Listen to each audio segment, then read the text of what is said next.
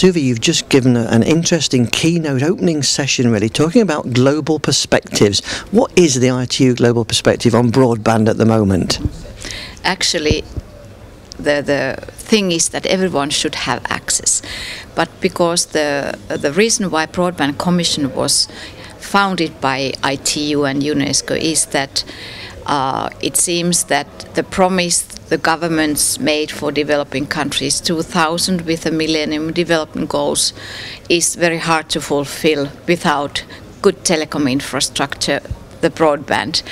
And the role of the Broadband Commission is to tell all the governments in the world that it's really important to get the broadband going in developing countries. We have seen what has happened in India, in China, in some African countries when people have got the mobile networks, the telecom infrastructure for mobile phones.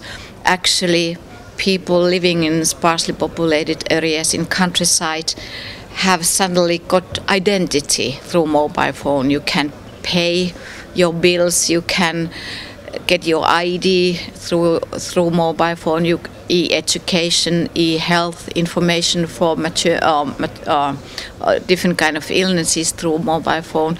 So actually, if we want to achieve the Millennium Development Goals, broadband is the tool, and that's the message.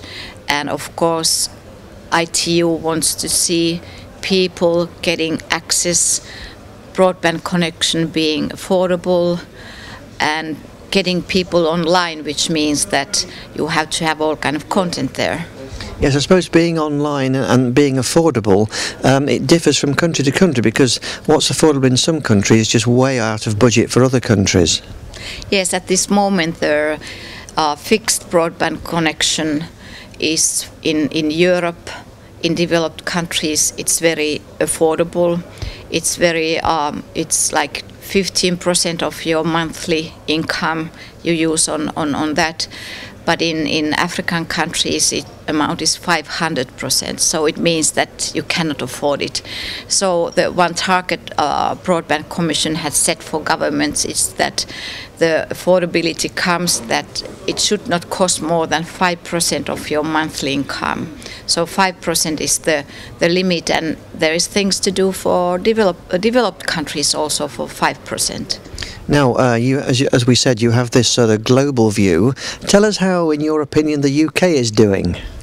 I think UK is fine with accessibility. I think you have good mobile networks, and through smartphones you can access internet all over the countries. So the more issue is the quality of access, and quality of access comes that the network should be better, and also of course the paradise is the fiber to home goals, that actually all households should have good connection, fixed connection at home, and then you have the mobile devices, whatever, tablets, phones, and then you get the connection through the mobile device. And I think that there is a big challenge in UK, like in many European countries, with this better fiber connections for households, and especially in rural areas where the market never will provide. And there comes the public sector and the role of governments. How do we get good quality access all over the country? Yeah, I mean, do you think governments generally around the world should play more of an active role in making broadband happen? I think the government should be visionary that way, that regulating, enabling environment for businesses to do these things is the first. The teleoperators tell that they do the investments if the governments don't tax too much or have too high-level auctions for frequencies and require too much money from the operators, because at the end it's always the customer who pays the taxes and pays the auctions for frequencies. So the government should really work out this kind of environment that would boost up the private investments, and from the taxpayers' point of view, that's a good thing, because then you don't have you don't have to put any taxpayers' money if the private sector does the investment, and there can be done. Too often the telecom infrastructure is seen nice area to collect extra money for health or for education, but at the end it's the obstacle for investment. So the governments, if you are visionary government, you make the telecom infrastructure to be built with a good regulation, good environment, and then in 10 years you will get the fruit back, because it will boost up economy, it will give a lot of possibilities for businesses, and especially for citizens. You can be provided all kind of services through internet. For example, in my home country, almost 90% of bank clients already do online banking. They don't go to bank offices any longer. They do it at home.